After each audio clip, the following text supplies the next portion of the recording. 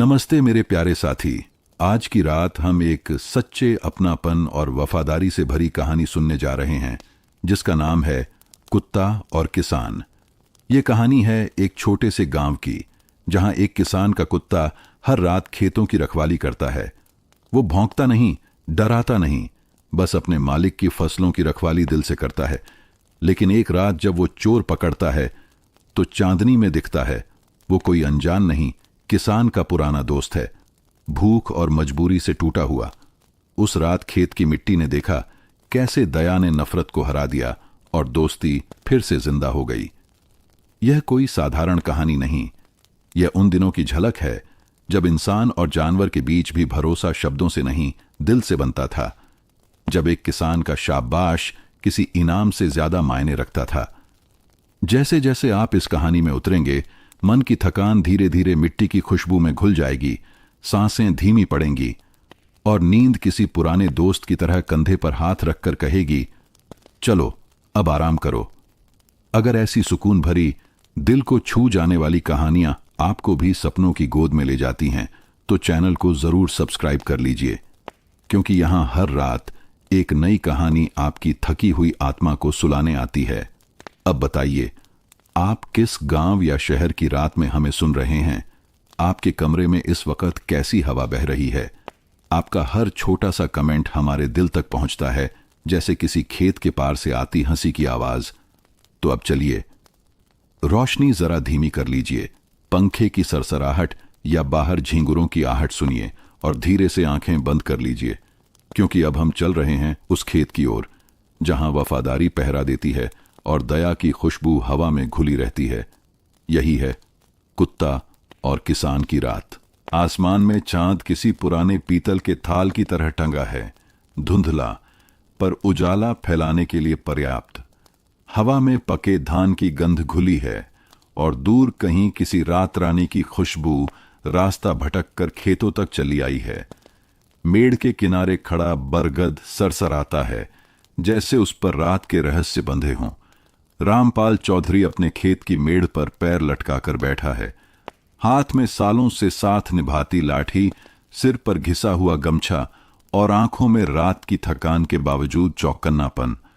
उसके बगल में टोमी, चौड़ा सीना, चमकीली आंखें, कान खड़े और थूथन के पास मिट्टी के सूखे दाग। टोमी की सांसें हल्की हल्की चलती हैं।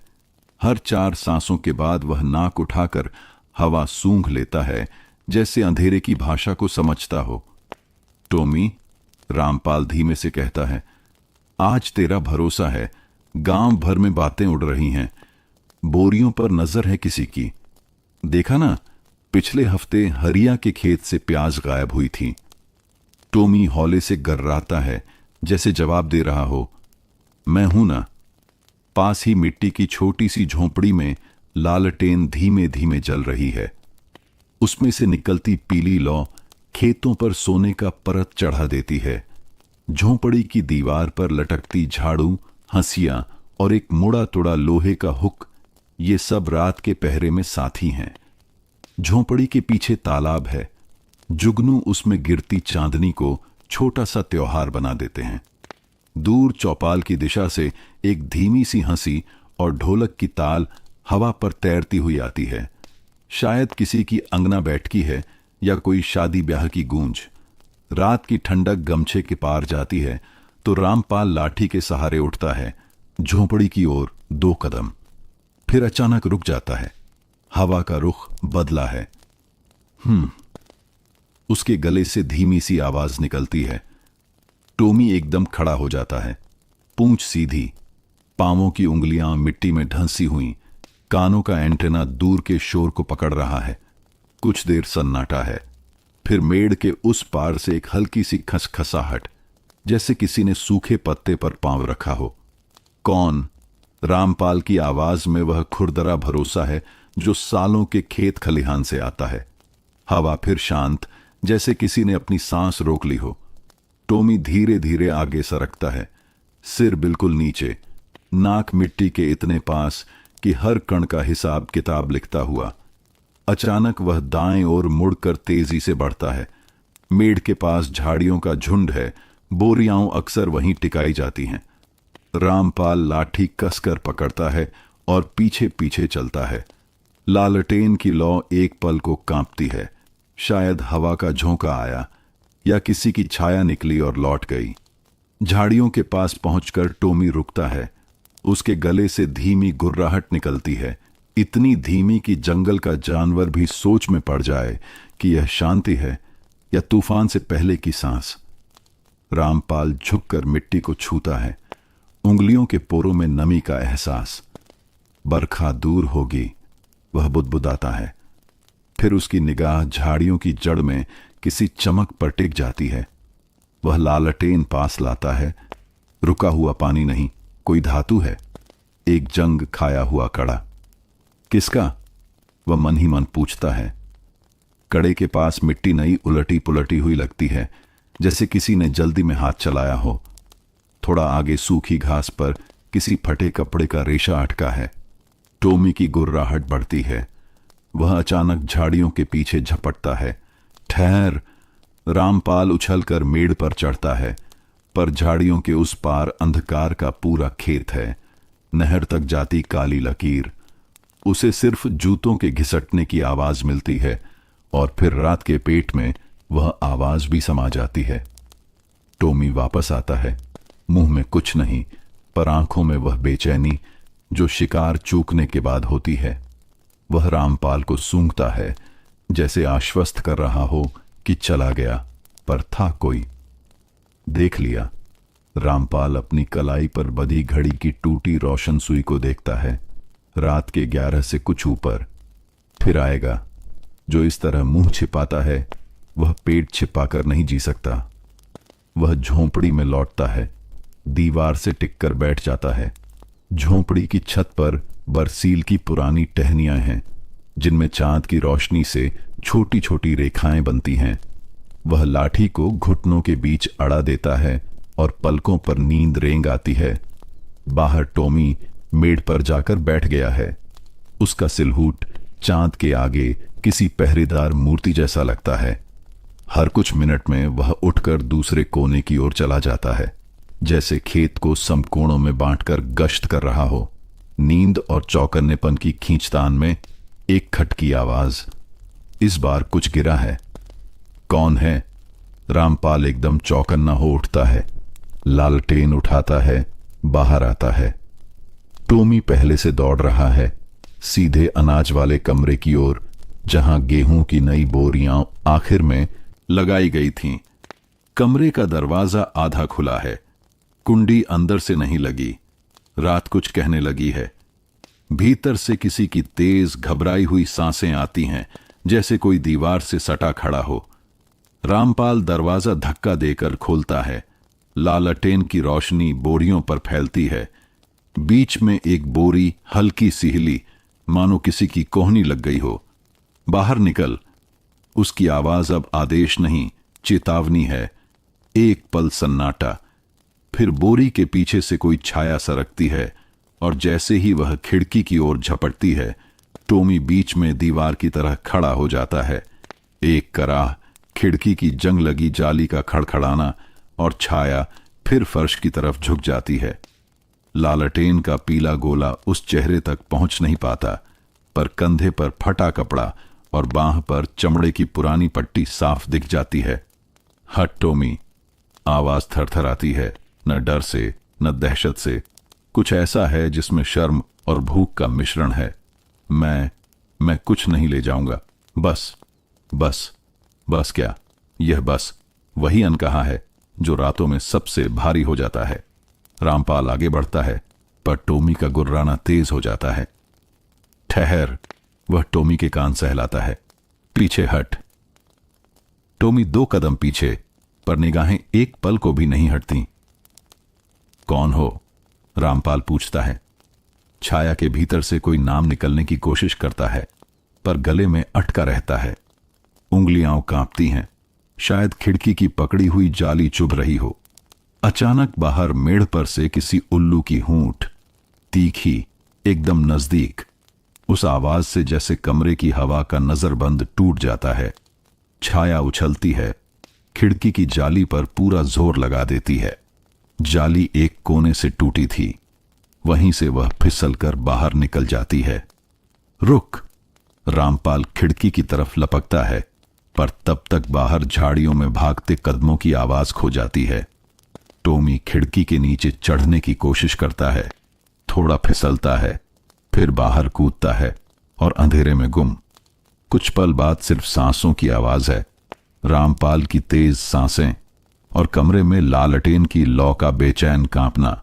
फर्श पर जाली के पास कुछ गिरा पड़ा है, एक पुराना घिसा हुआ जूता, उसका तला बीच से उधड़ा हुआ। भीतर की तरफ किसी ने सुई धागे से नाम का पहला अक्षर कभी सिलने की कोशिश की थी, गु, या शायद गु के आगे धागा खत्म हो गया था। रामपाल जूता उठाकर हथेली पर तौलता है। भूरे चमड़े का यह जूता किसी शहर के बाजार में खरीदा गया होगा, पर मिट्टी की गंध बता रही है कि यह लंबे समय से खेत खलिहान में ही चल रहा है। गु, वह बुदबुदाता है। गुलाब, गुदड़ी, गु। नामों का सैलाब सिर में उठता है, पर रात उन्हें पकड़ने नहीं देती। बाहर से टॉमी की भौंक गूंजती है। इस बार दूरी बढ़ गई है। मेढ़ के उस पार नहर की दिशा में रामपाल लाठी कसकर पकड़ता है, लालटेन उठाता है और दहलीज पार करता है। खेत रात के पूरे बदन के साथ सामने फैल गया है। चांद अब बादलों के पीछे है, रोशनी में धब्बे पड़ गए हैं। दूर नहर के मोड़ पर टॉमी एक जगह मंडरा रहा है, घूम घूम कर सूंघ रहा है। वह वहां पहुंचता है। मिट्टी थोड़ी धंसी हुई है, किसी के सरक कर निकलने के निशान हैं। नहर की कच्ची पगडंडी पर अलग अलग आकार के पांवों के छाप, कुछ पुराने, कुछ ताजा। ताजा वाले की एड़ी पर वही टूटे तले का निशान, बीच में खाली जगह, जिसके किनारों पर मिट्टी का उभरा हुआ गोला। तू भाग लियो, रामपाल हवा से कहता है, पर छाप छोड़ दी है। टॉमी झुकी हुई घास से सिर उठाकर उसे देखता है। उसकी आंखों में सवाल नहीं है, सिर्फ तैयारी है, जैसे कह रहा हो, बस इशारा कर, मैं फिर चलूं। नहीं, आज नहीं। रामपाल टॉमी के सिर पर थपकी देता है। जाल बिछाना होगा, जो एक बार आया है फिर आएगा। भूख का रास्ता अक्सर वहीं लौटता है जहां उसे आशा दिखती है। वह जूते को गमछे में बांधकर अपनी कमर में खोंस लेता है। नहर से वापस लौटते हुए रात की ठंडक अब और चुभने लगी है। दूर चौपाल की हंसी थम गई है। लगता है सब अपने अपने आंगन में खिसक गए हैं। झोंपड़ी के पास पहुंचकर वह धीमे से भीतर आता है। लालटेन की लौ अब स्थिर है, जैसे कमरे ने अभी अभी हुई हलचल को पचा लिया हो। दीवार के कोने में एक लकड़ी की पेटी है। उसमें से वह एक पुरानी डायरी निकालता है। पीले पड़ चुके पन्ने, कोनों पर तेल के छोटे छोटे दाग। वह एक पन्ना खोलता है और लिखता है, रात 11:33। चोरी की कोशिश। जाली तोड़ी गई। पुराना जूता मिला, तले का बीच उधड़ा। गु अक्षर सिला हुआ। नहर की तरफ भागा। टॉमी ने पीछा किया, हाथ नहीं आया। कलम रुकती है। वह पेन की नोक हवा में टिकाकर सोचता है, गु। फिर पन्ने पर सिर्फ एक बिंदु लगाकर डायरी बंद कर देता है। रामपाल। बाहर से हरिया चौधरी की आवाज आती है, धीमी पर घबराई हुई नहीं। सब ठीक? शायद चौपाल से। लौटते हुए उसने कमरे की रोशनी देख ली। रामपाल दरवाजा आधा खोलता है। हां ठीक, एक परछाई आई थी, जाली से निकल भागा, जूता छोड़ गया। हरिया हाथ बढ़ाकर जूता देखता है। अरे यह तो सूरत देखी क्या? नहीं, रामपाल सिर हिलाता है, पर यह वापस आएगा। हरिया थोड़ी देर जूते को उलट पलट कर देखता है, फिर जैसे याद का कोई धागा पकड़ने की कोशिश करता है। गु, वह भी बुदबुदाता है, पर तुरंत खुद को टोक देता है। रात में नाम पकड़ने जाओगे तो सपने में भूत पकड़कर बैठ जाओगे। सुबह देखेंगे। चलूं? चल, रामपाल कहता है। और सुन, यह बात चौपाल में आज मत छेड़ना। शोर से चोर डरता नहीं, चौकन्ना हो जाता है। तेरी बात में दम है। हरिया मुस्कुराकर निकल जाता है। भोर में मिलता हूं। दरवाजा बंद होते ही कमरे में एक बार फिर अकेलापन उतर आता है। पर यह अकेलापन वैसा नहीं है जैसा रात के शुरू में था। अब कमरे में जूते का वजन है और उस वजन के साथ सवालों का सिलसिला। टॉमी दरवाजे के बाहर चौकड़ी मारकर लेट जाता है। उसकी आंखें आधी बंद, पर कान हर आवाज की ओर तत्पर। रामपाल लाठी दीवार से टिकाता है और लालटेन के पास बैठ जाता है। उंगलियां अनजाने में जूते के उधड़े हुए तले को सहलाती हैं। किसका है तू? वह धीरे से पूछता है। जूते से नहीं, रात से। और क्यों आया था? गेहूं की बोरी लेने या सिर्फ पेट भरने? उत्तर में सिर्फ खिड़की की टूटी जाली से आती हवा है, थोड़ी ठंडी, थोड़ी सहमी। बाहर कहीं दूर कुत्तों का एक समूह एक साथ भौंकता है, जैसे किसी अनदेखे मेहमान को गांव की सीमा दिखा रहे हों। फिर वही सन्नाटा। घड़ी की सुई आगे बढ़ती है। 12 के ठीक पहले लालटेन की लौ एक बार फिर कांपती है, जैसे किसी ने उसकी बात काट दी हो। रामपाल उठता है, दरवाजा खोलकर बाहर आता है। आसमान में बादल छूट गए हैं, चांद फिर चमक रहा है। खेत नींद और जाग के बीच की किसी रेखा पर पड़े हैं, सांस लेते हुए। वह मेड़ पर बैठता है, ठीक वही जगह जहां रात की शुरुआत में बैठा था। फर्क बस इतना है कि अब उसके पास एक सुराग है और एक भरोसा, टॉमी का। टॉमी धीरे से उसकी टांग से नाक सटाता है। यह स्पर्श आश्वासन है। मैं हूं। हां, तू है, रामपाल उसके सिर पर हाथ फेरते हुए कहता है। और जो आया था वह भी फिर आएगा। चांद अपनी चाल चल देता है। बरगद की छाह लंबी होकर नहर तक फैलती है, फिर सिकुड़कर वापस आ जाती है। दूर किसी खेत में पगडंडी पर एक आकृति, मानो हवा ने मिट्टी पर खड़ा होना सीख लिया हो। आती है, थोड़ी देर ठहरती है और फिर गायब हो जाती है। शायद ये रात की आंख है जो देखती सब है और बोलती कुछ नहीं। डायरी के पन्नों की तरह यह रात भी मुड़ती है, धीरे धीरे। पर उसके बीच में एक उधड़ा हुआ तल्ला फंसा है जो पन्ना पलटने नहीं देता। रामपाल की पलकें भारी होती हैं, पर जाग सबका पहरेदार है। उसके कान नहर की ओर चौकन्ने रहते हैं। आंखें झाड़ियों की तरफ एक लकीर खींचती रहती हैं। और इसी चौकन्नेपन में जब घड़ी की सुई 12 पार कर जाती है, खेत की मिट्टी एक पुरानी आवाज सुनती है। कदमों की धीमी घिसट। बहुत दूर नहीं, बहुत पास भी नहीं। जैसे कोई लौट कर यह देखने आया हो कि जूता कहाँ गिरा था। टॉमी के कान एकदम खड़े हो जाते हैं। वह बिना आवाज के उठता है। रामपाल उसकी पूंछ की हल्की फड़फड़ाहट से समझ जाता है। वह फिर है, पर इस बार वह नहीं भागता। वह लालटेन नहीं उठाता, सिर्फ अपनी सांसों को रोककर हवा की सांस सुनता है। खेत, एक लंबी सांस, रात, एक गहरी आंख, और मेड़ पर 2 पहरेदार जो अब सिर्फ पहरा नहीं दे रहे, वे कहानी की पहली रेखा खींच चुके हैं। सुबह की पहली किरण जब रामपाल चौधरी की झोंपड़ी की खपरेल पर पड़ी तो रात की पूरी थकान जैसे बिखर गई। नींद पूरी नहीं हुई थी, पर नींद जैसी कोई चीज बची भी नहीं थी। दिमाग में अब भी वही जूते की तस्वीर घूम रही थी, टूटा हुआ तला और गू से शुरू होता नाम। टॉमी पहले ही जाग चुका था। वह दरवाजे के बाहर बैठा, पूंछ हिलाते हुए आसमान की तरफ देख रहा था। मिट्टी में उसके पंजों के निशान अब भी ताजा थे, इस बात का सबूत कि उसने रात भर एक भी पल आराम नहीं किया। रामपाल ने झोंपड़ी का दरवाजा खोला और टॉमी ने जैसे मुस्कुराकर कहा, रात की बात अभी खत्म नहीं हुई है। हां, मालूम है टॉमी, उसने उसके सिर पर हाथ फेरते हुए कहा। अब दिन है, पर साया अभी गया नहीं।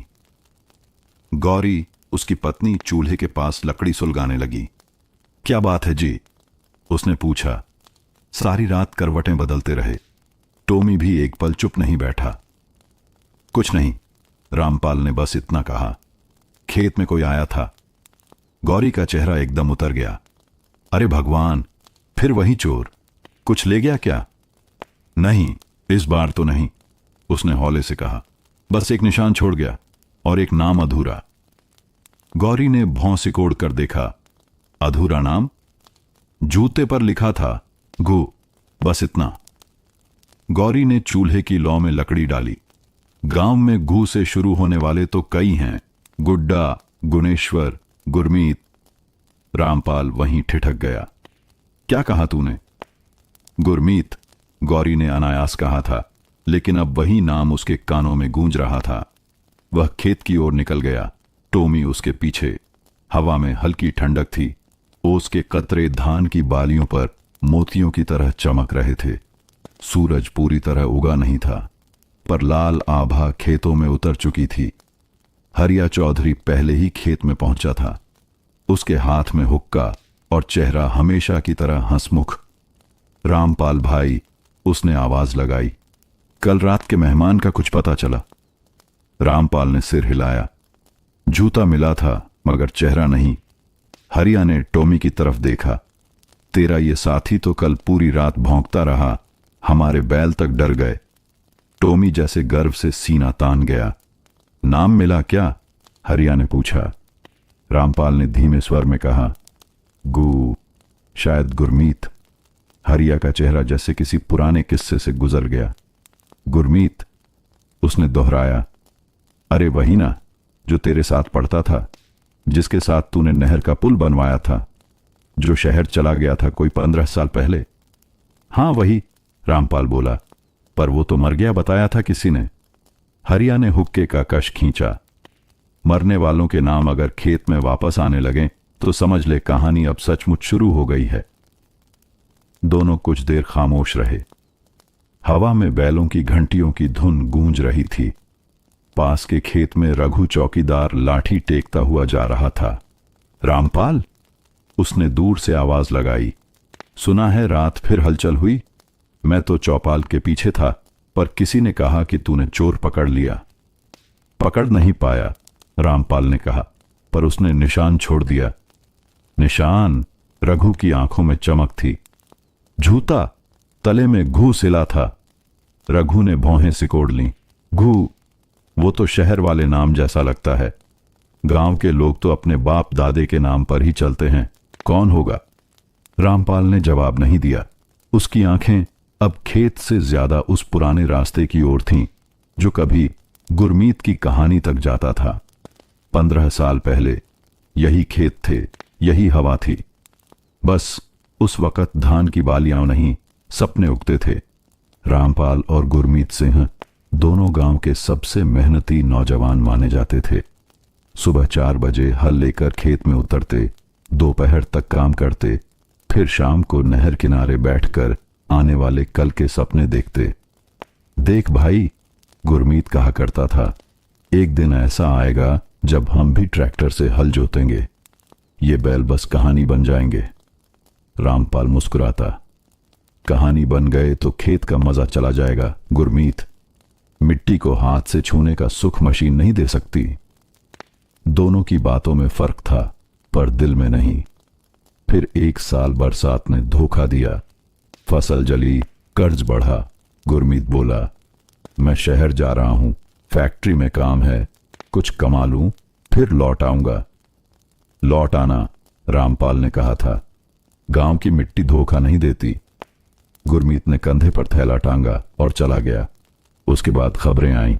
पहले की फैक्ट्री बंद हो गई, फिर कि गुरमीत कहीं लापता हो गया, और आखिर में कि वह नहीं रहा। अब इतने साल बाद उसी के नाम का निशान खेत में मिला था। शाम को गौरी ने खाने पर बुलाया। छोटू स्कूल से लौटा था और टोमी के साथ खेलते हुए बोला, बाबा, आज स्कूल में मास्टर जी ने कहा कि कुत्ते को इंसान का सबसे अच्छा दोस्त कहते हैं। सही कहा ना? रामपाल ने मुस्कुराकर कहा। हां बेटा, कुछ दोस्त कभी इंसान बनकर छोड़ देते हैं और कुछ कुत्ते बनकर निभा जाते हैं। गौरी ने प्लेट आगे बढ़ाई। तुम फिर उसी जूते की बात सोच रहे हो ना? रामपाल ने रोटी तोड़ी, पर निगाहें कहीं दूर थीं। हां, गू से शुरू हुआ नाम मिट्टी में खो नहीं जाता गौरी। वो लौटता है जब वक्त सही हो। टोमी ने अचानक सिर उठाया और बाहर की ओर देखने लगा। उसके कान खड़े थे, आंखें दरवाजे की तरफ। फिर वही हवा, रामपाल ने धीरे से कहा। रात फिर उतरने लगी थी।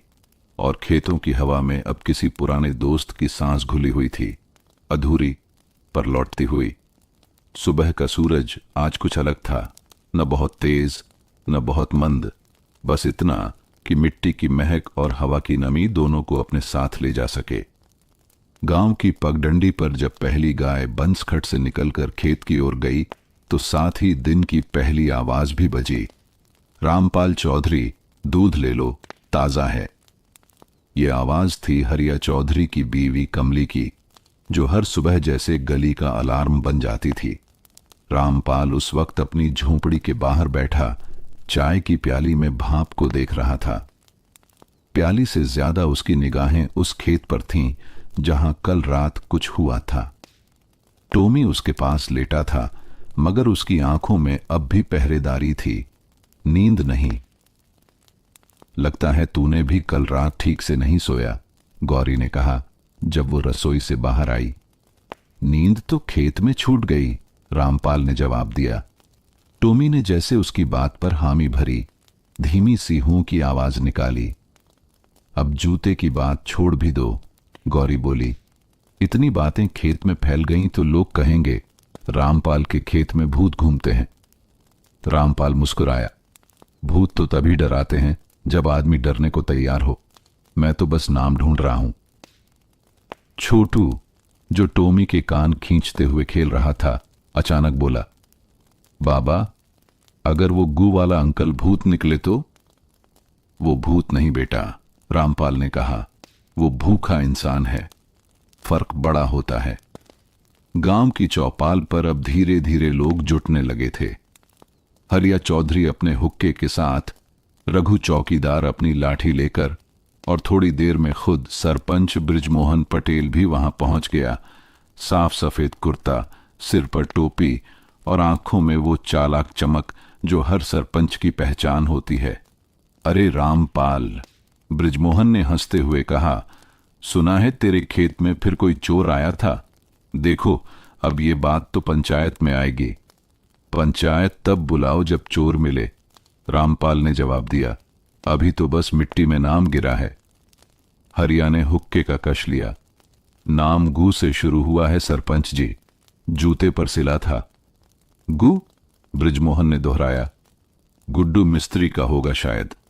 नहीं, रघु चौकीदार बोला, गुड्डू का तो पैर छोटा है, ये बड़ा जूता है। हरिया ने टोपी ठीक की। और कोई होगा गुरमीत जैसा। इतना सुनते ही चौपाल पर सन्नाटा। हर कोई एक दूसरे का चेहरा देखने लगा।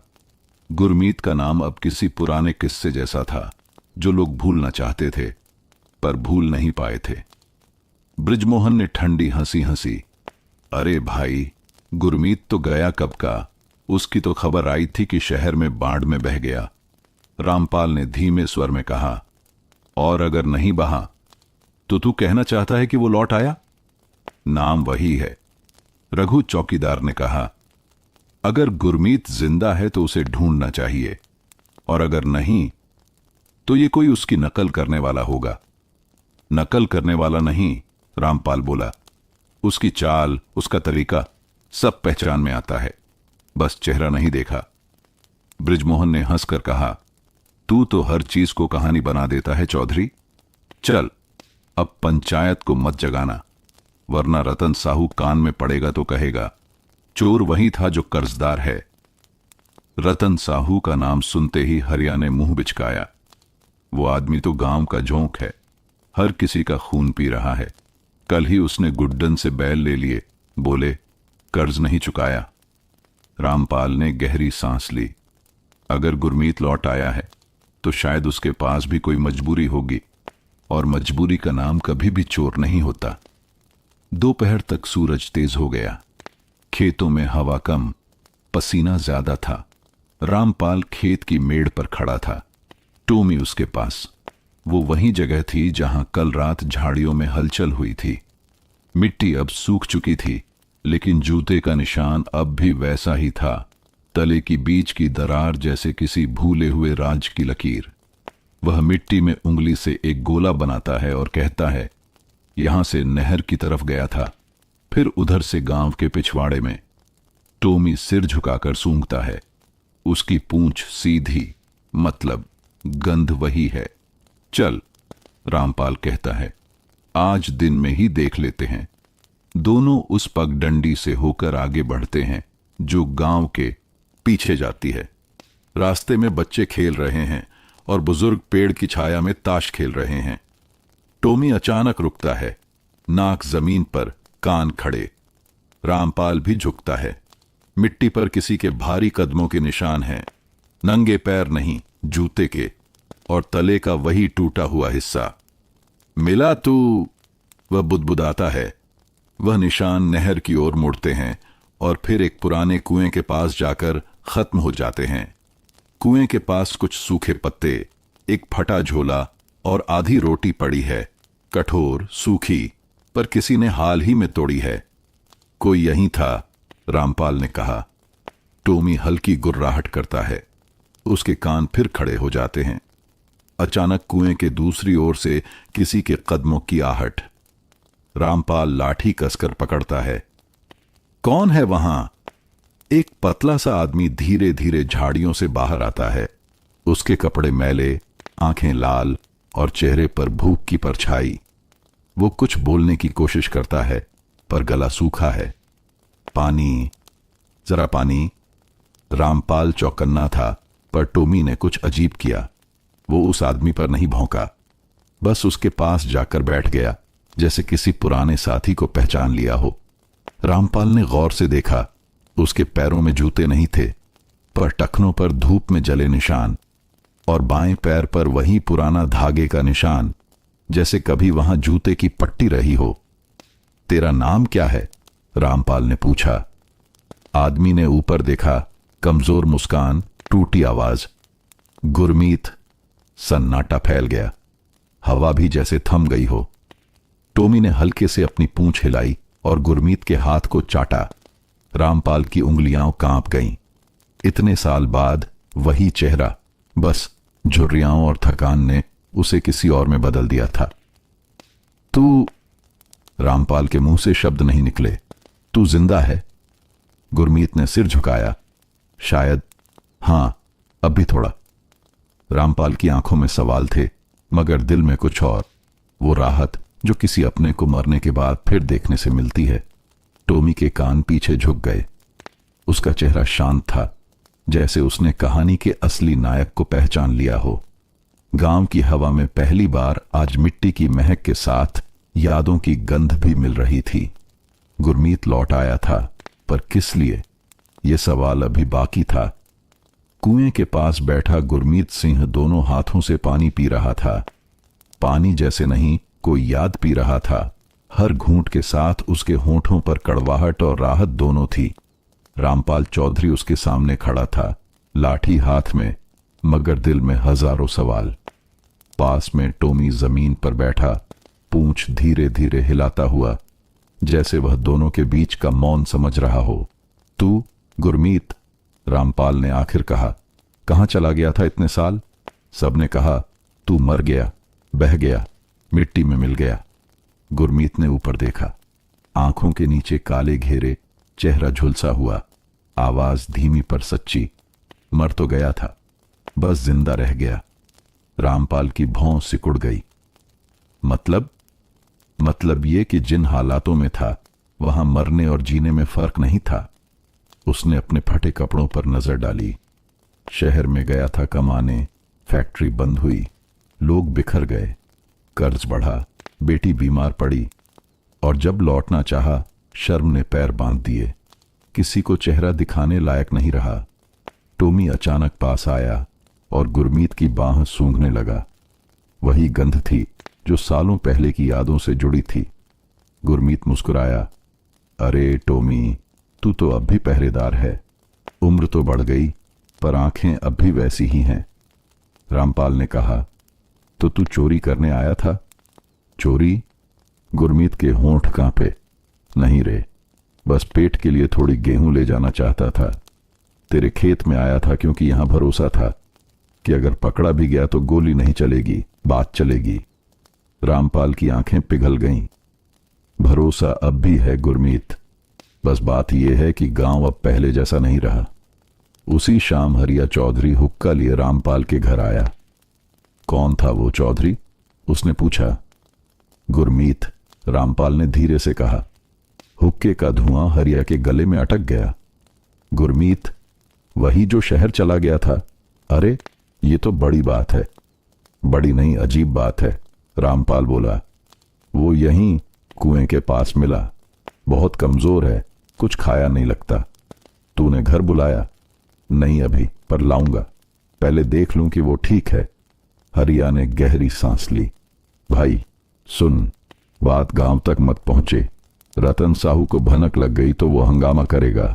वो सबको ताने देगा कि चोरों का साथ दे रहा है चौधरी। रामपाल ने सिर हिलाया। मुझे डर रतन से नहीं, उसके फैलाए जहर से है।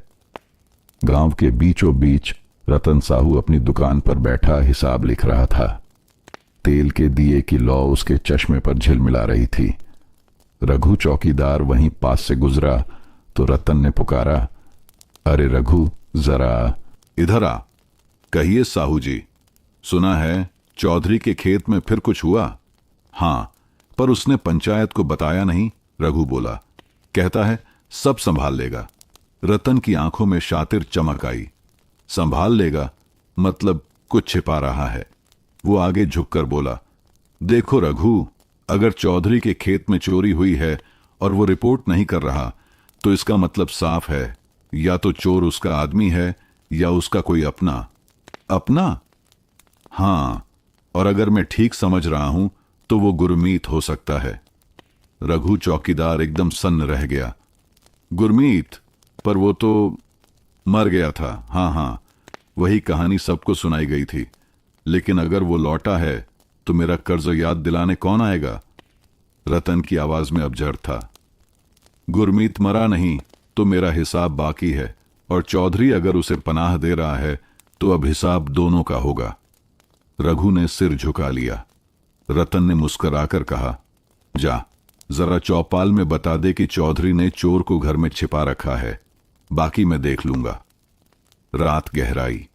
गौरी चूल्हा बुझा चुकी थी। छोटू टोमी के साथ खेलते खेलते सो गया था। झोंपड़ी में बस लालटेन की पीली रोशनी थी। रामपाल बाहर बैठा था। सामने अंधेरे में नहर की परछाई दिखती थी। हवा में कुछ अजीब था, नमी से ज्यादा भारीपन। टोमी अचानक उठ बैठा। उसकी पूंछ तन गई, कान खड़े हो गए। क्या हुआ? रामपाल ने फुसफुसाकर पूछा। टोमी खेत की तरफ देख रहा था, जैसे किसी की आहट सुनाई दी हो। दूर झाड़ियों के पीछे से हल्की सरसराहट। कौन है वहां? रामपाल ने पुकारा, पर जवाब नहीं। टोमी आगे बढ़ा, धीरे सावधानी से। झाड़ियों के पास पहुंचते ही कुछ गिरने की आवाज आई। टन! एक मिट्टी का घड़ा उलट गया। रामपाल ने लालटेन उठाई और वहां पहुंचा। झाड़ियों में कोई नहीं था, बस मिट्टी पर पांवों के निशान। लेकिन ये निशान गुरमीत के नहीं थे। ये भारी जूते के थे, दो लोगों के। अब खेल बड़ा हो गया। रामपाल ने बुदबुदाया। टोमी गुर्राया और फिर धीरे धीरे झोपड़ी के पीछे की ओर दौड़ पड़ा। वहां दीवार के पास कोई परछाई हिली। टोमी ने झपट्टा मारा, गुर्र, और किसी की चीख गूंज उठी। रामपाल लाठी लेकर भागा। लालटेन की रोशनी में उसने देखा, दो आदमी थे, किशन और शंभू, रतन साहू के कारिंदे। तुम दोनों यहां क्या कर रहे थे? हम तो बस खेत देख रहे थे, किशन बोला कांपती आवाज में। रात के 9:30 बजे खेत देखते हो? रामपाल गरजा। शंभू ने कहा, साहू जी ने कहा था, मतलब चोरी की खबर फैली थी। रामपाल की लाठी जमीन पर गिरी। थक! आवाज गूंज उठी। साहू जी ने कहा था।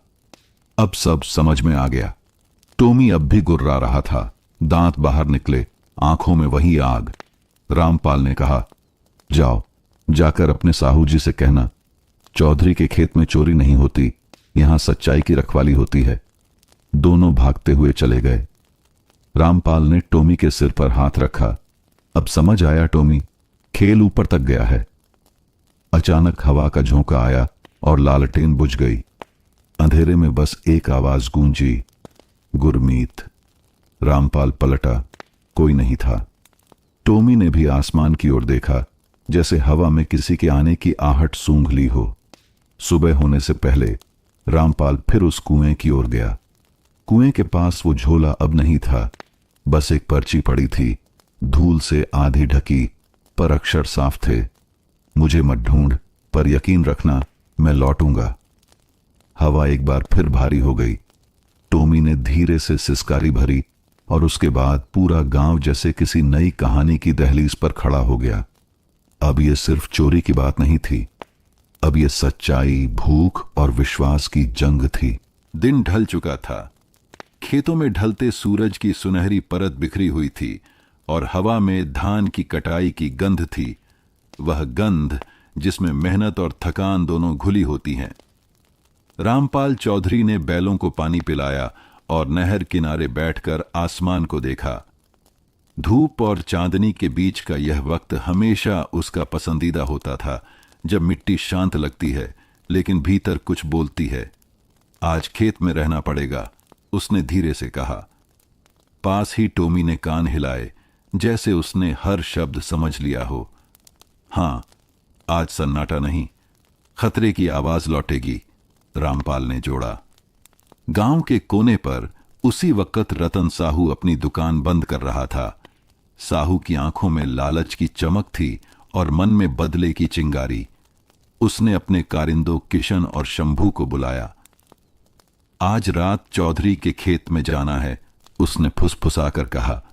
थोड़ी हिलचल करो, खेत की बोरी काट दो, थोड़ी फसल उड़ाओ, ताकि पंचायत में बात उठे कि चौधरी चोरों को पालता है।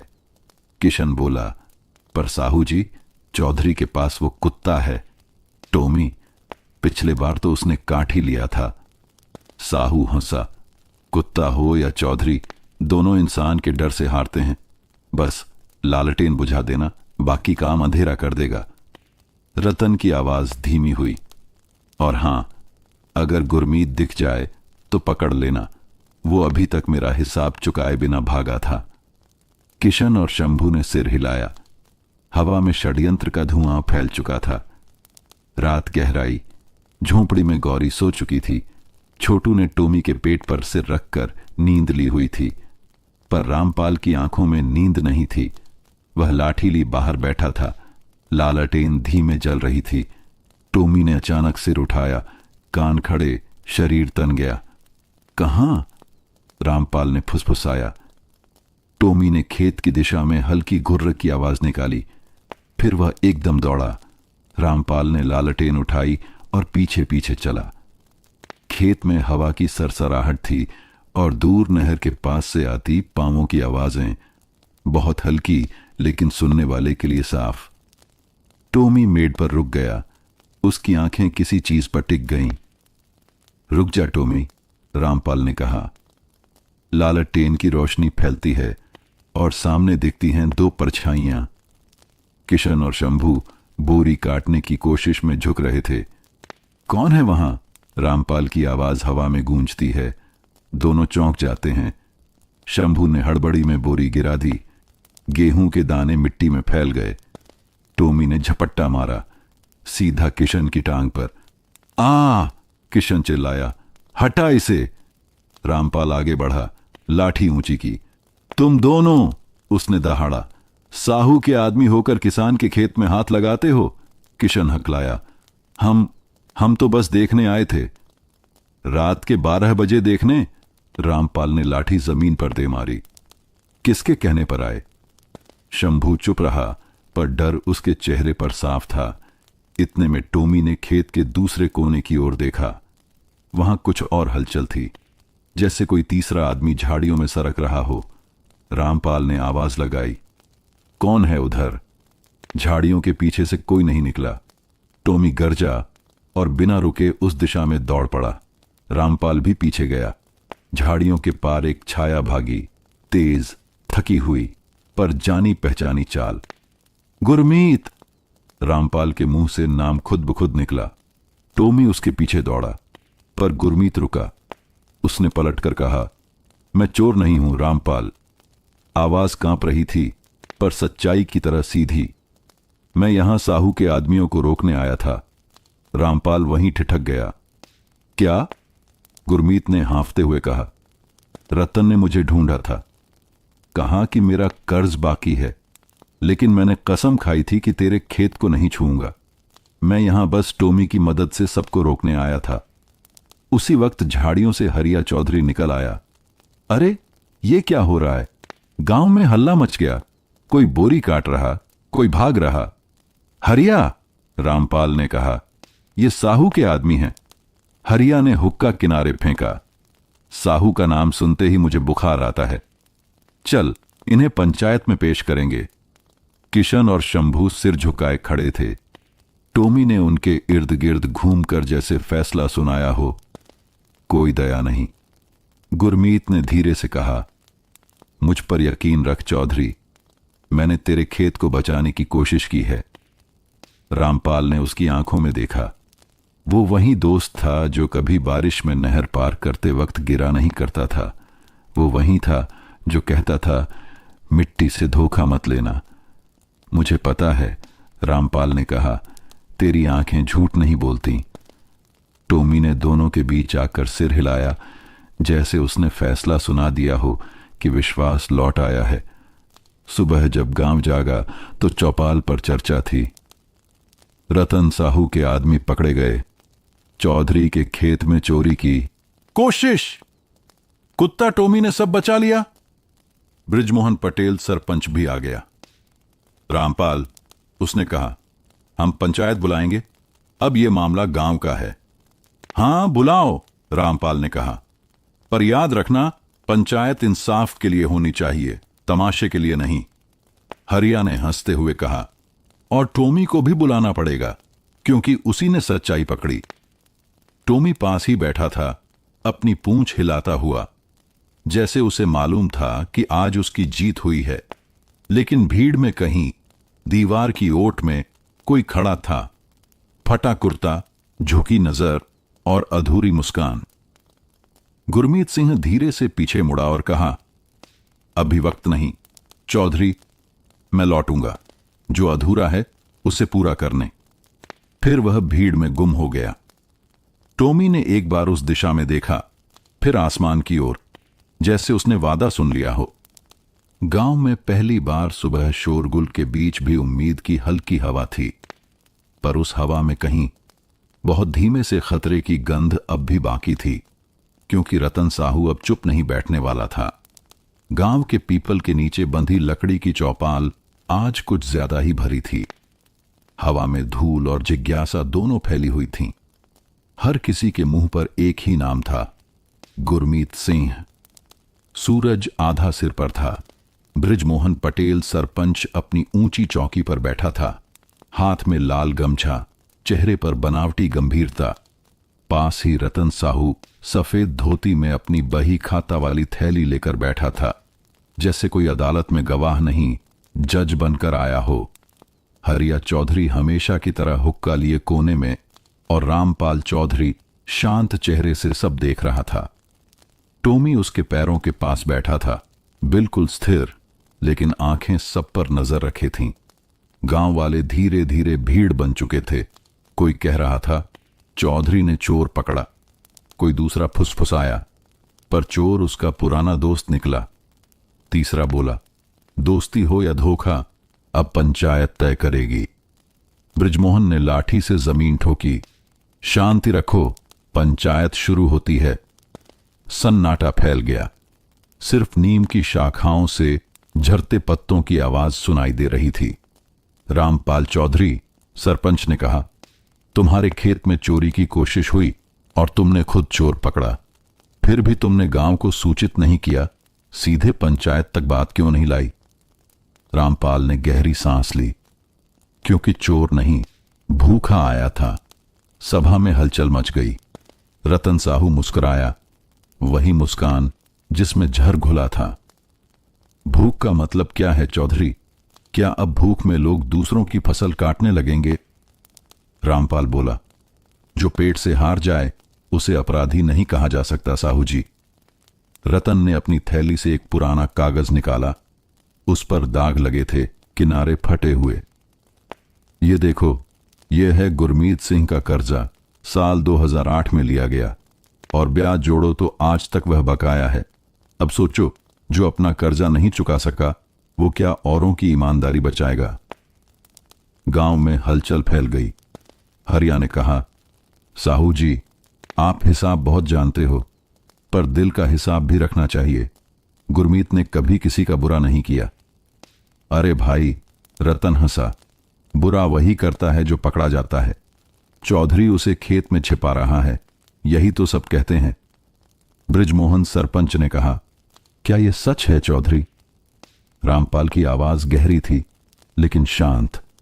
अगर अपने दोस्त को एक रोटी देना छिपाना कहलाता है तो हां, मैंने छिपाया। सभा एक पल को ठिठक गई। गौरी, जो चौपाल के पीछे खड़ी थी, की आंखों में गर्व झलक आया। रतन ने मौका देखा। सरपंच जी, उसने ऊंची आवाज में कहा, चौधरी न केवल चोरों को पनाह देता है बल्कि गांव की फसल को खतरे में डाल रहा है। कल रात मेरे आदमियों ने देखा कि गुरमीत फिर उसी खेत में घूम रहा था। रामपाल ने पलटकर देखा। तेरे आदमियों को खेत में भेजा ही किसने था? साहू की मुस्कान ठंडी हो गई। सच्चाई देखने गए थे। सच्चाई या चोरी करने? रामपाल गरजा। टोमी ने जोर से भौंक कर उसका समर्थन किया। उसकी आवाज में मानो इंसानी गुस्सा था। गांव वाले चौकन्ने हो गए। बृजमोहन ने कहा, बस अब आवाज नहीं चाहिए। ये पंचायत है, चौपाल नहीं। हम फैसला करेंगे। रतन ने कहा, फैसला तो साफ है सरपंच जी, जो आदमी चोर को बचाए उस पर जुर्माना लगना चाहिए। हरिया चौधरी बीच में आया, अगर फैसला हिसाब की किताब से होगा तो फिर इंसानियत का क्या? चौधरी ने वही किया जो एक इंसान करता है। भूखे को खाना दिया, उसे छुपाया नहीं, बस शर्म से बचाया। सभा दो हिस्सों में बट गई। आधे लोग साहू के साथ, आधे चौधरी के साथ।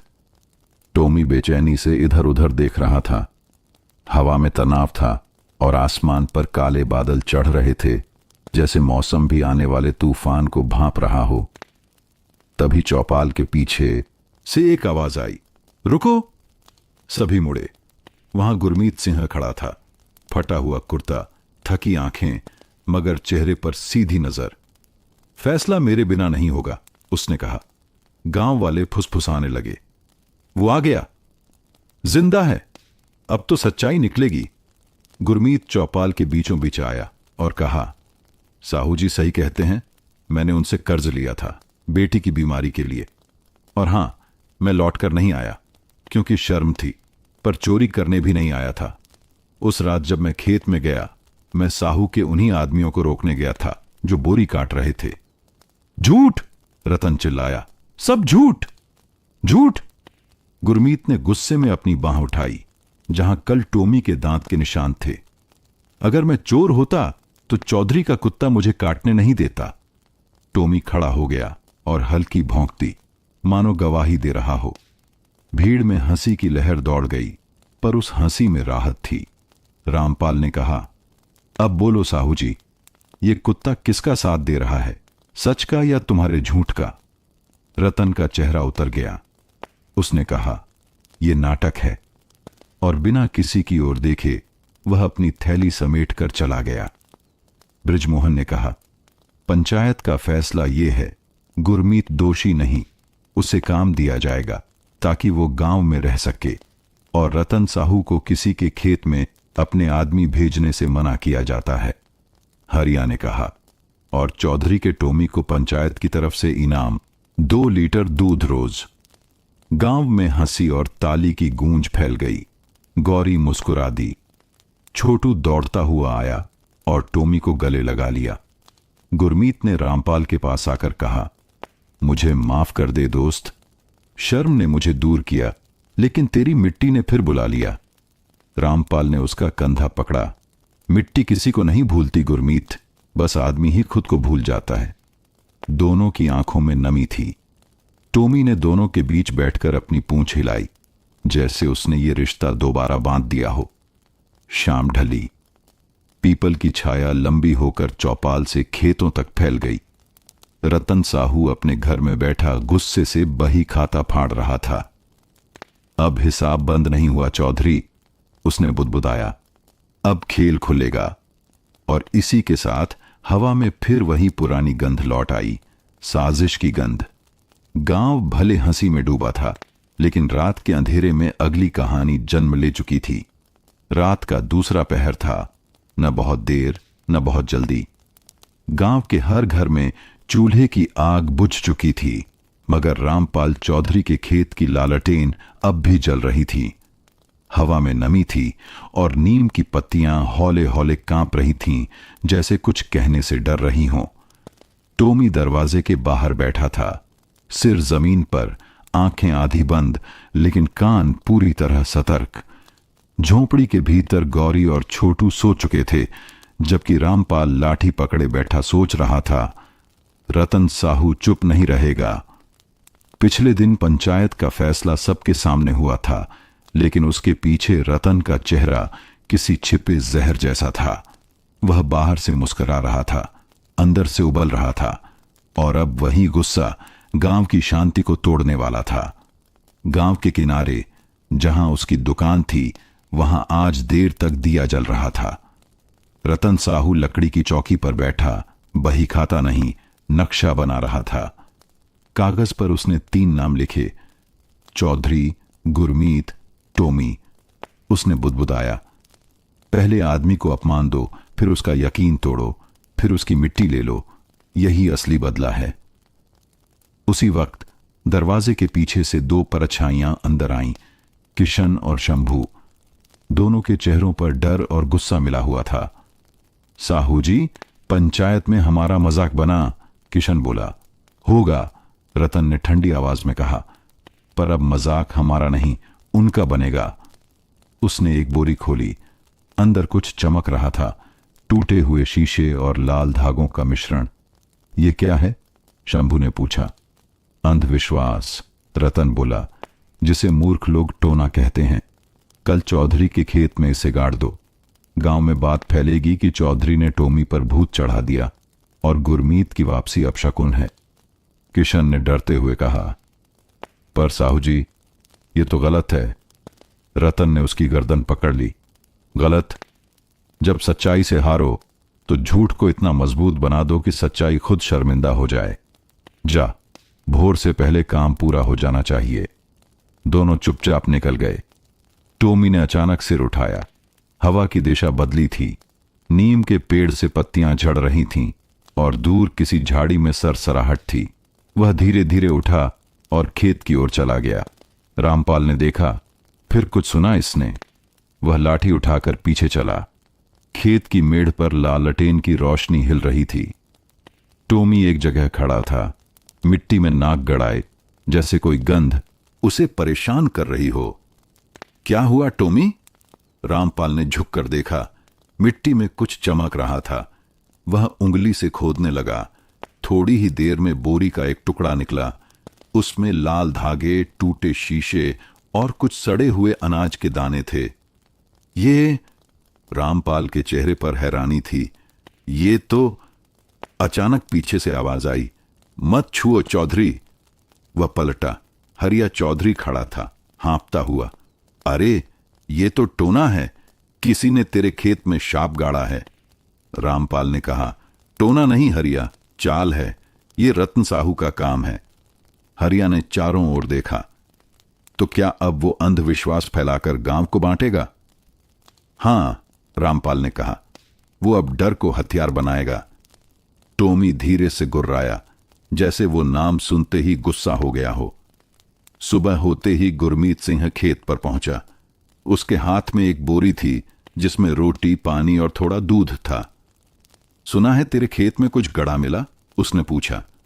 रामपाल ने बोरी दिखाई। हां, यही। अब इसे सबके सामने खोलूंगा। मत खोल, गुरमीत बोला।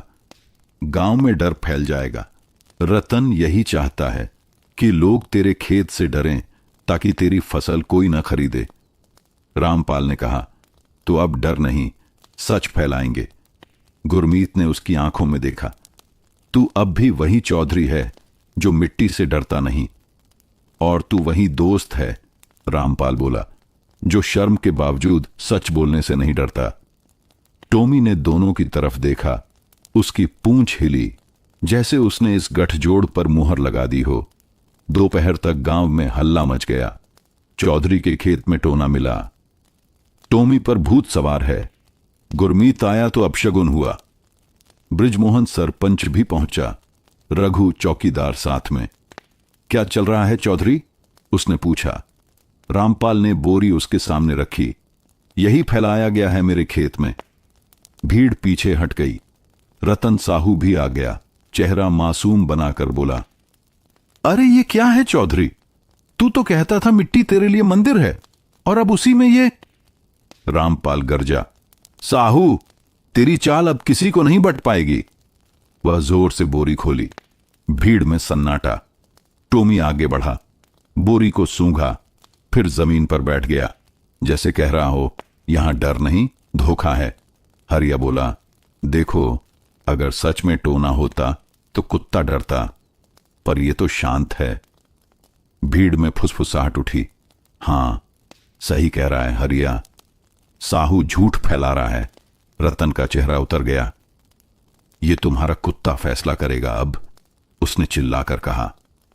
रामपाल ने जवाब दिया, हां क्योंकि तू अब इंसानियत से नीचे गिर गया है और मिट्टी का कुत्ता भी तुझसे बड़ा आदमी है।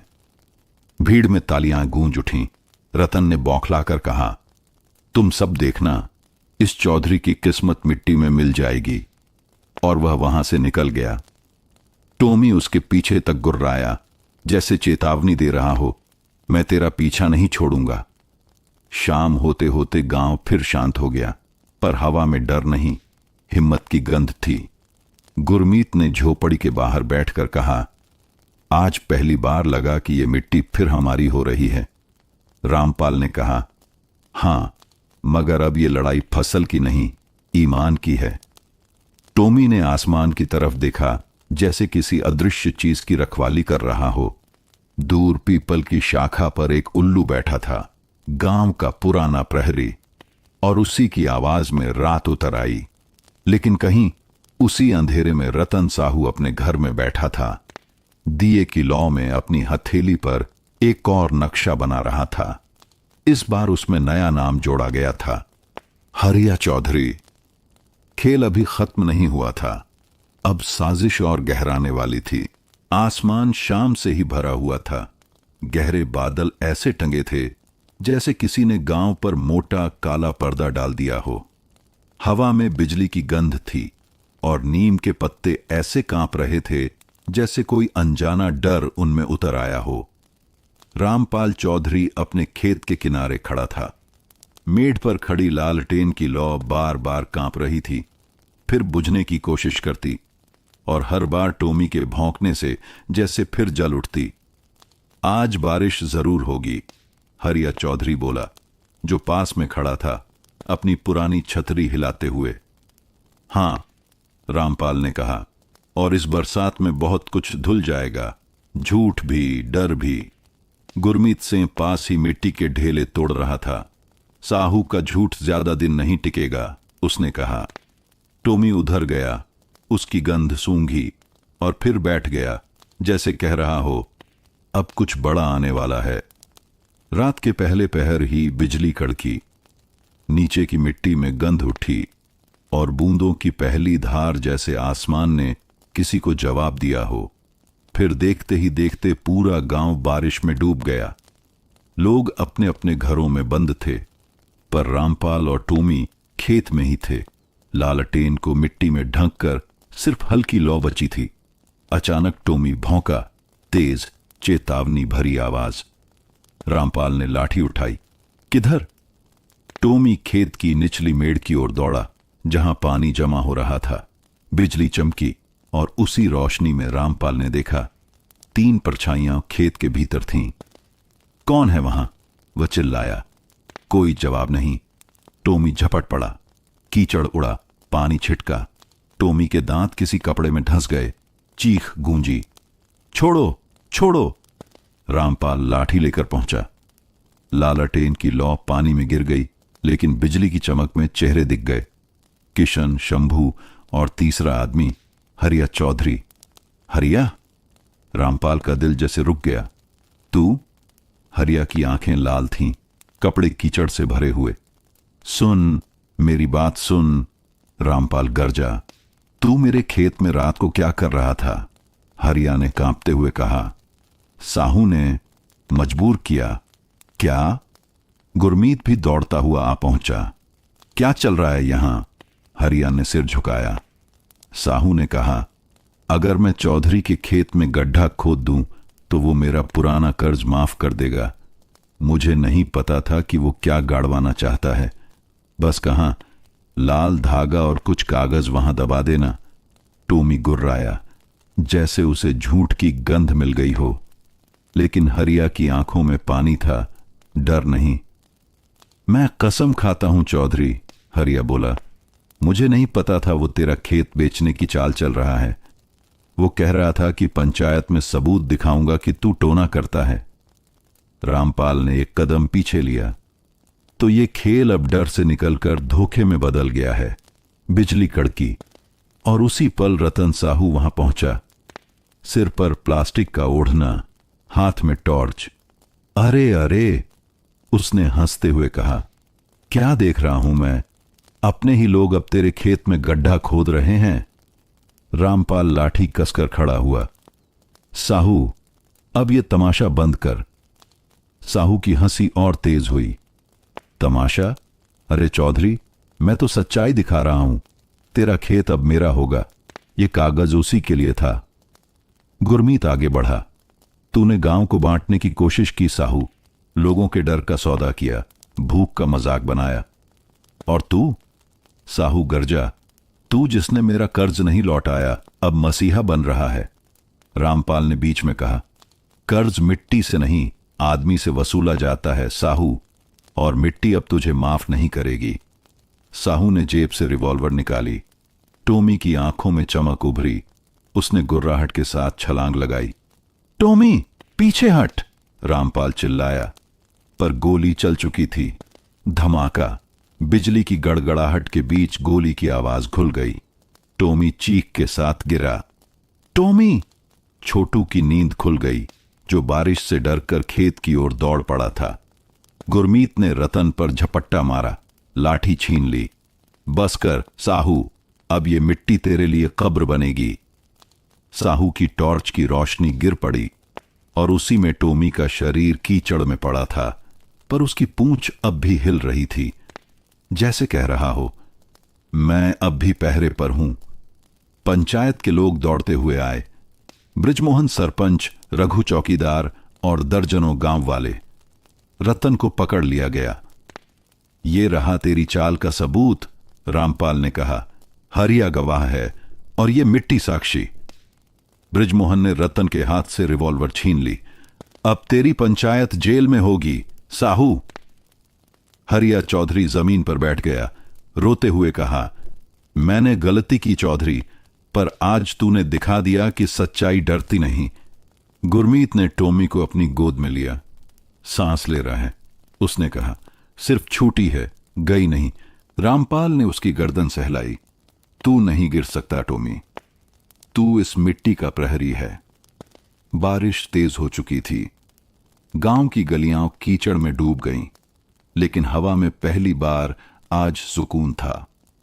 रतन को बांधकर चौपाल की ओर ले जाया गया और मिट्टी में धीरे धीरे सूरज की पहली हल्की किरण पड़ी। टोमी ने अपनी आंखें खोलीं। रामपाल ने मुस्कुराकर कहा, देखा बेटा, ये मिट्टी झूठ को नहीं, सच्चाई को जन्म देती है। टोमी ने धीमी भौंक दी, वही पहरेदार आवाज जो अब गांव की नई सुबह का संकेत बन चुकी थी। गांव की चौपाल पर अगले दिन फिर भीड़ थी, पर इस बार चर्चा चोरी या टोना की नहीं थी। सब बोल रहे थे, चौधरी का कुत्ता जिंदा है। टोमी ने गांव बचा लिया। और उसी नीम के पेड़ के नीचे रामपाल, गुरमीत और हरिया साथ बैठे थे। तीनों के चेहरों पर थकान नहीं, एक सुकून था। गुरमीत ने धीरे से कहा, कभी कभी बरसात सिर्फ फसल नहीं, इंसान को भी साफ कर जाती है। रामपाल मुस्कुराया, हां, और मिट्टी सब याद रखती है। टोमी ने अपनी पूंछ हिलाई, मानो कह रहा हो, और मैं भी। सुबह की ठंडी हवा में मिट्टी की गंध घुली हुई थी। वो गंध जो सिर्फ बारिश के बाद आती है। गांव का माहौल आज अजीब था, न पूरी तरह शांत, न पूरी तरह बेचैन। लोग चौपाल की ओर जा रहे थे, जहां कल रात का सबसे बड़ा तूफान थमा था। रामपाल चौधरी अपने खेत के पास खड़ा था। बारिश से भीगी मिट्टी में अब भी कल की हलचल के निशान थे। गड्ढे, टूटे लाल धागे और कीचड़ में पड़ी रतन साहू की बही का एक पन्ना। वह उसे उठाता है, लेकिन पन्ने पर कुछ ऐसा लिखा है जो उसके चेहरे का रंग उड़ा देता है। उस पर मोटे अक्षरों में नाम लिखा था, गुरमीत सिंह, 25,000 रुपए, और नीचे लिखा था, जमानतदार हरिया चौधरी। रामपाल का दिल धड़क उठा। हरिया, तू? पीछे से आवाज आई। हां, मैं ही। वह पलटा। हरिया चौधरी खड़ा था, आंखें झुकी हुई, हाथ कांप रहे थे। मुझे सब बताना होगा, उसने धीमे स्वर में कहा। चौपाल पर सब जमा थे, बृजमोहन पटेल, रघु चौकीदार, गौरी, गुरमीत और आधा गांव। बीच में बैठे थे रामपाल और हरिया। टोमी भी वहां था, जमीन पर लेटा हुआ, लेकिन उसकी नजर हर चेहरे पर घूम रही थी, जैसे वह इंसानों की बातें नहीं, उनकी नीयत सूंघ रहा हो। हरिया ने गहरी सांस ली। चौधरी, मैंने तेरे साथ धोखा किया था, पर मजबूरी थी। भीड़ में हलचल हुई। हरिया ने कहा, 5 साल पहले जब मेरी जमीन साहू ने गिरवी रखवाई थी, तब उसने मुझसे कहा था, बस एक कागज पर दस्तखत कर दे, तेरी जमीन बच जाएगी। मुझे क्या पता था उस कागज में तेरा और गुरमीत सिंह का नाम लिखा होगा। गुरमीत चौंका। मेरा नाम? हरिया ने सिर हिलाया। हां, उस दिन से ही साहू ने तेरे नाम पर झूठा कर्ज बना दिया था, ताकि गांव में कह सके कि गुरमीत ने धोखा दिया। और जब तू वापस लौटा तो उसने मुझे धमकाया, अगर सच बोला तो तेरी जमीन भी चली जाएगी। रामपाल की आंखों में गुस्सा नहीं था, दर्द था। तो इसीलिए तू मेरे खेत में रात को गड्ढा खोद रहा था? हां, हरिया की आवाज टूटी। वो मुझे एक और झूठ गाड़ने भेजा था, ताकि पंचायत में साबित कर सके कि तू टोना करता है। गांव वाले फुसफुसाने लगे। रघु चौकीदार ने कहा, मतलब ये सारा खेल कर्ज का नहीं, बदला और कब्जे का था। बृजमोहन पटेल ने गुस्से में कहा, रतन साहू का नाम मिट्टी में मिलना ही बाकी है। टोमी अचानक उठा और जमीन पर सूंघने लगा। उसकी पूंछ एक दिशा में हिली, वही दिशा जहां साहू का घर था। रामपाल ने कहा, लगता है खेल अभी खत्म नहीं हुआ, चलो। साहू का घर गांव के आखिरी छोर पर था। ऊंची दीवारें, अंदर से बंद खिड़कियां और बरामदे में रखी वही पुरानी तिजोरी जिसमें उसकी बही खाताएं भरी थीं। रामपाल, गुरमीत और हरिया वहां पहुंचे। रघु चौकीदार दरवाजा तोड़कर अंदर गया। अंदर फर्श पर एक और बही खुली पड़ी थी, उस पर कई नाम लिखे थे, हरिया चौधरी, रामपाल चौधरी, गुरमीत सिंह, बृजमोहन पटेल। ये क्या है? गुरमीत ने कहा। रामपाल ने पन्ने पलटे। ये कर्ज की किताब नहीं, ब्लैकमेल की डायरी है। हर नाम के नीचे लिखा था कि किससे कैसे डरा कर झुकाया गया। हरिया का नाम पढ़कर उसकी आंखें भर आईं। वो मुझसे कहता था, झूठ बोल, नहीं तो चौधरी तेरे खिलाफ होगा। टोमी धीरे धीरे कमरे के कोने में गया। वहां दीवार पर कील में एक पुरानी तस्वीर टंगी थी।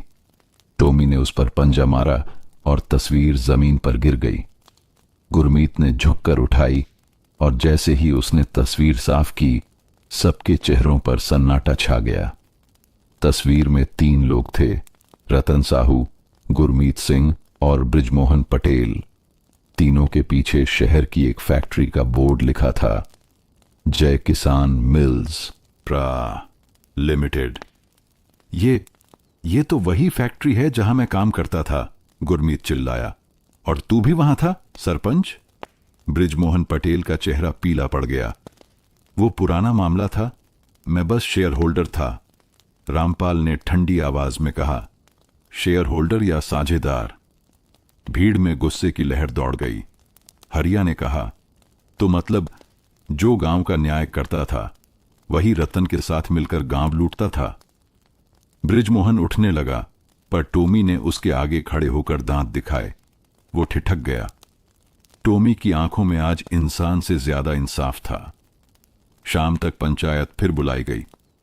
रतन साहू को चौकीदारों ने बांध कर लाया। बृजमोहन पटेल भी वहां बैठा था।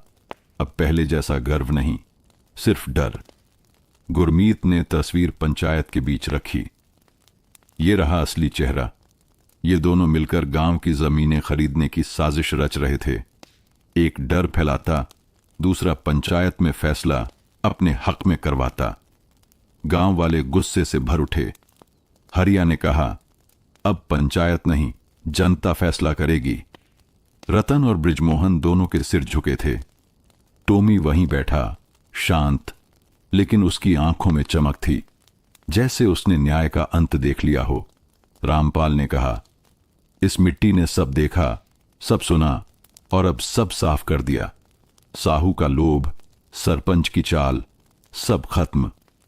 गांव के बुजुर्गों ने मिलकर फैसला सुनाया।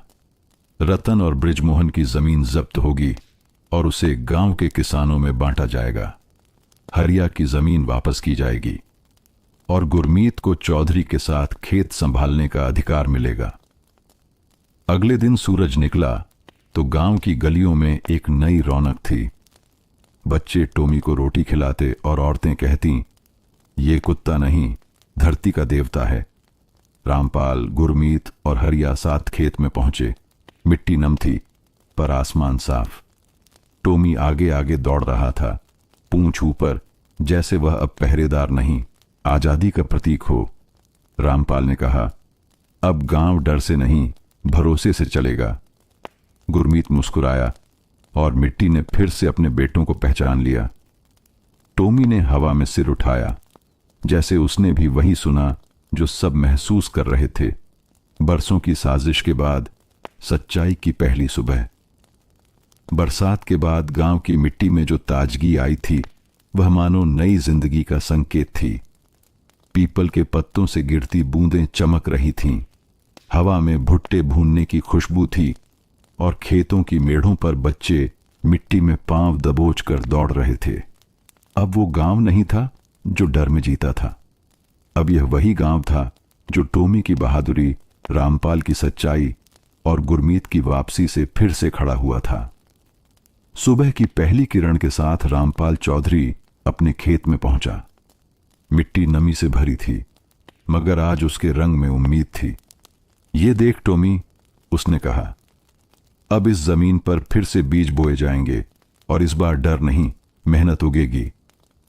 टोमी ने पूंछ हिलाई और मिट्टी पर पंजे मारे, जैसे अपने निशान छोड़कर कह रहा हो, मैं यहां हूं। थोड़ी दूर गुरमीत सिंह और हरिया चौधरी साथ मिलकर हल की मूठ संभाल रहे थे। गुरमीत ने मुस्कुराकर कहा, पहले जब मैं हल पकड़ा करता था तो ये मिट्टी बोझ लगती थी, अब लगता है यही सांस है। हरिया ने हंसकर जवाब दिया, और जब मिट्टी खुश हो जाए तो आसमान भी बारिश रोक नहीं पाता। तीनों की हंसी खेतों में गूंज उठी, वही हंसी जो सालों से गांव ने नहीं सुनी थी। दिन ढलते ही टोमी खेत के किनारे जा बैठता।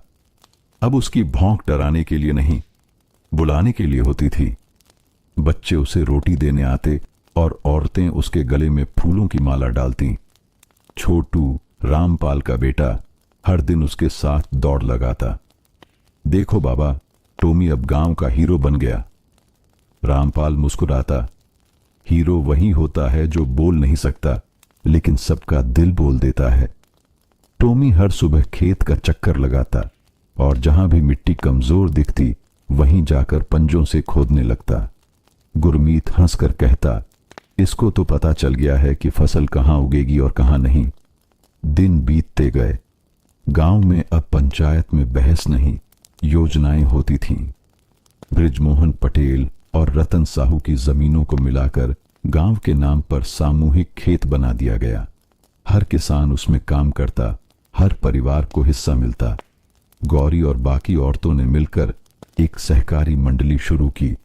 वे सब गांव की उपज सीधे शहर में बेचती। अब गांव की साख सिर्फ खेतों तक नहीं, शहरों तक फैलने लगी थी। पहले मिट्टी हमें पालती थी, रामपाल ने कहा, अब हम मिट्टी को पालेंगे। शाम को जब सूरज डूब रहा था, रामपाल, गुरमीत और हरिया झोपड़ी के बाहर बैठे थे। आसमान में हल्के बादल थे, जैसे पुरानी यादें लौटकर ऊपर से झांक रही हों। टोमी उनके बीच में बैठा था, गर्दन ऊंची, आंखें शांत। गुरमीत ने धीरे से कहा, कभी सोचा था चौधरी कि मैं लौटूंगा तो ऐसे हालात होंगे? नहीं, रामपाल ने कहा, पर तू लौटा, यही काफी है। कभी कभी भगवान खुद रास्ता नहीं बनाता, कुत्ता बना देता है। सब हंस पड़े और टोमी ने हल्के से भौंककर अपनी मौजूदगी दर्ज कराई। हरिया बोला, अब लगता है ये मिट्टी सच में जिंदा है। इसने धोखे देखे, खून देखा, आंसू देखे, पर अब मुस्कुरा रही है। टोमी ने दूर खेत की ओर देखा, जहां हल्की हवा में फसलें झूम रही थीं, जैसे मिट्टी खुद कह रही हो, मैं माफ करती हूं। अगले दिन सूरज उगा तो गांव सुनहरी रोशनी में नहाया हुआ था। पीपल के नीचे बच्चे खेल रहे थे, महिलाएं कुएं से पानी भर रही थीं और दूर किसी ने बांसुरी बजाई, वही पुराना लोकस्वर जो बरसों से गायब था। गुरमीत ने टोमी की पीठ थपथपाई, अब ये गांव तेरे भरोसे है साथी। अगर तू ना होता तो हम सब एक दूसरे से हार जाते। टोमी ने उसकी ओर देखा और फिर आसमान की तरफ। वहां परिंदे उड़ रहे थे, खुली दिशा में, जैसे गांव भी अब आजाद हो गया हो। रामपाल ने कहा, बारिश के बाद मिट्टी में जो ताजगी आती है ना, वो इंसान के दिल में भी आनी चाहिए। मिट्टी का काम है सबको बराबर करना, चाहे अमीर हो या गरीब, और इस गांव ने आज वो सीख ली है। सांझ को तीनों फिर वहीं बैठे थे, रामपाल चौधरी, गुरमीत सिंह और हरिया चौधरी। बीच में टोमी था और पीछे ढलता सूरज। आसमान पर हल्की लालिमा थी और मिट्टी की गंध हर सांस में घुली हुई। टोमी ने आहिस्ता से सिर रामपाल की गोद में रख दिया। उसकी आंखों में कोई डर नहीं था, बस शांति। रामपाल ने आसमान की ओर देखा और बोला, देखो, अब ये गांव फिर से सांस ले रहा है। गुरमीत ने कहा, कभी कभी सच्चाई को बोलने की जरूरत नहीं होती, वो खुद उगाती है। टोमी ने आखिरी बार सिर उठाया, पूंछ हिलाई और आसमान की ओर देखा। चांद उग आया था और उसके साथ मिट्टी का चेहरा चमक उठा। बरसों बाद लोग इस कहानी को कुत्ता और किसान नहीं, टोमी की मिट्टी कहकर याद करने लगे, क्योंकि इस गांव में इंसान ने इंसानियत फिर से बोई थी और उस पर चौकीदारी करता रहा एक मौन पहरेदार, जिसने सिखाया, वफादारी सिर्फ जानवर की नहीं होती, मिट्टी की भी होती है।